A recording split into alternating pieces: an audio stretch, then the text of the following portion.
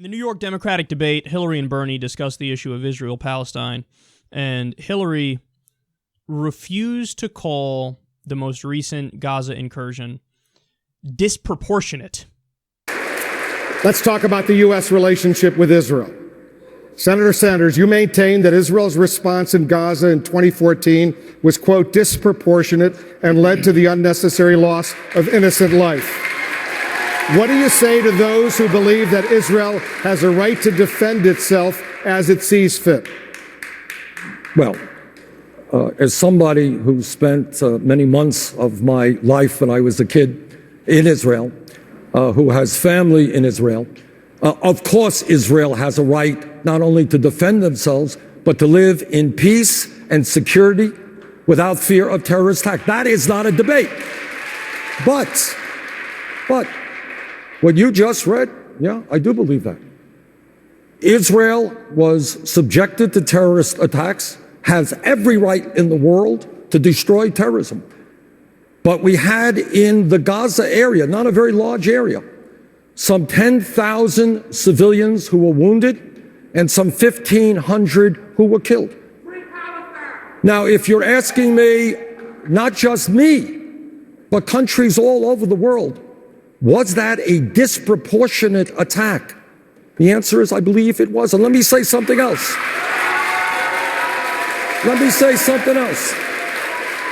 As somebody who is 100% pro-Israel, in the long run, and this is not going to be easy, God only knows, but in the long run, if we are ever going to bring peace to that region which has seen so much hatred and so much war, we are going to have to treat the Palestinian people with respect and dignity.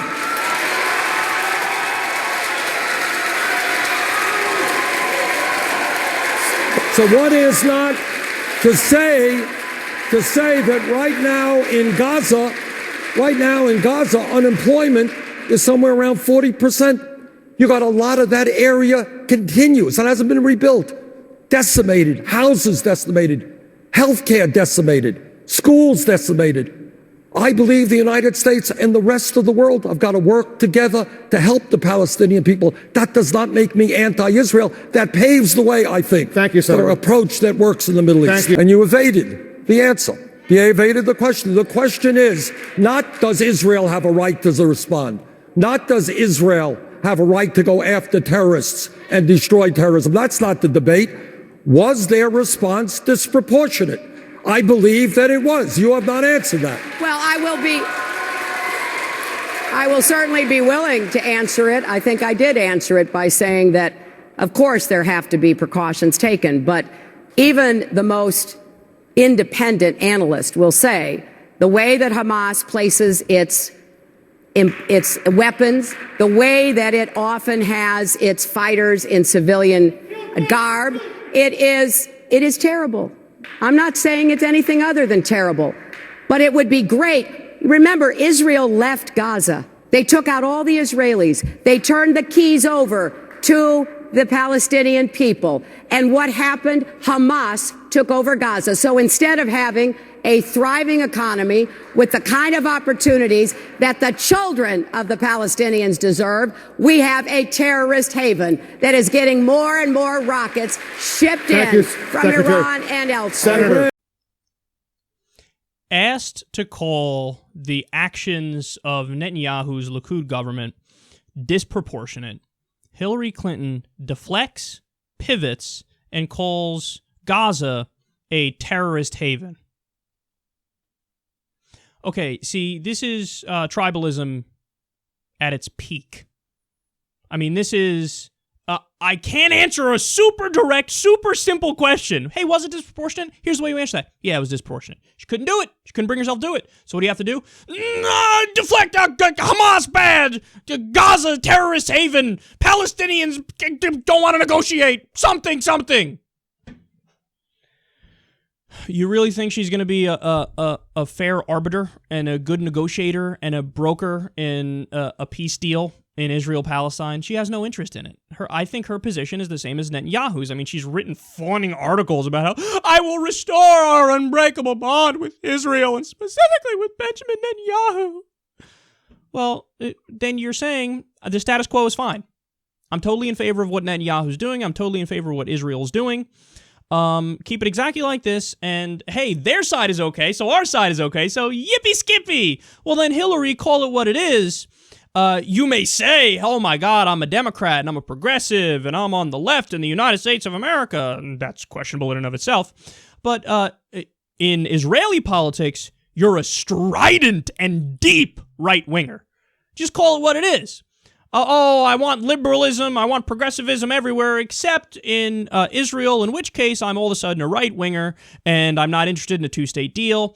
By the way, the Palestinians proposed through Jordan at the UN a two-state deal fairly recently. 1967 borders, split up Jerusalem, sit down at the table and negotiate all the finer points, but that's the basic heart of the deal there. And Netanyahu and Likud and the Israeli government rejected it out of hand. So Hillary, at one point in the back and forth with Bernie on this, which went on for over 10 minutes, she says, I'm in favor of a two-state deal. Okay, well then why did you not call Netanyahu when he rejected out of hand a two-state deal to 67 borders where you split up Jerusalem? Why did you not call him and say, you're taking that deal? Hey, if you don't take that deal, I'm going to go talk to Obama. She was Secretary of State. You got to remember that. I'm going to talk to Obama, and I'm going to say, the billions of dollars in aid that we give you every year, forget it. You're not getting it anymore unless you accept that deal. Why didn't you do that? You say you're in favor of a two-state deal. You do know you could put pressure on them, right? You do know that, you could tell them, we'll lift our veto at the UN. We'll lift our veto, and we'll have a Palestinian state tomorrow. Unless you're going to take that deal, you're not going to take the deal. You're going to sit down at the table at least? No. Instead, what does she do? She goes all the way back to the 90s. In the 90s, under Yasser Arafat, they rejected a different deal. Therefore, all the deals that they've proposed since then are irrelevant, and let's not discuss them. And Netanyahu's so right about everything, and I love him so much. So let's keep everything in perspective here. What exactly is Hillary Clinton refusing to call disproportionate? In the last incursion into Gaza, Israel bombed schools. Let's stop right there. Already disproportionate. I would call that disproportionate. More. Israel bombed hospitals. You still don't want to call that disproportionate? Israel bombed the only power plant in Gaza. Again, not disproportionate. You got anything to say here? No, of course not. And then finally, just an absolute heartbreaking fact here. Israel ended up killing, depending on which numbers you believe. There's different numbers from the UN, from Amnesty, from other organizations, from Israel themselves, from all different outlets here. But Israel killed minimum 60% civilians. Numbers go as high as 80% civilians.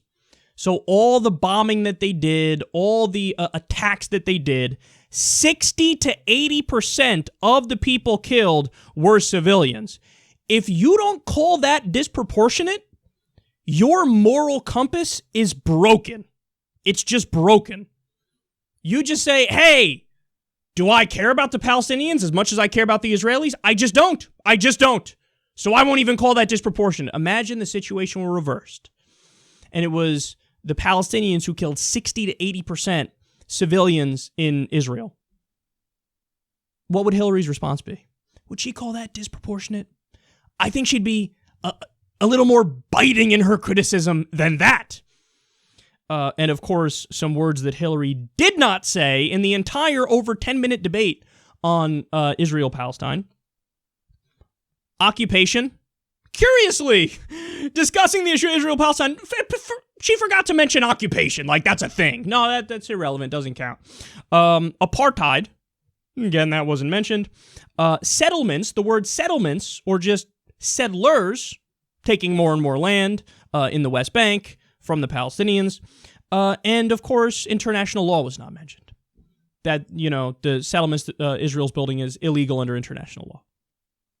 So, guys, don't get me wrong. If there are attacks from Hamas against civilians in Israel, am I okay with special forces going in and knocking out the Hamas terrorists who are attacking civilians in Israel? Of course.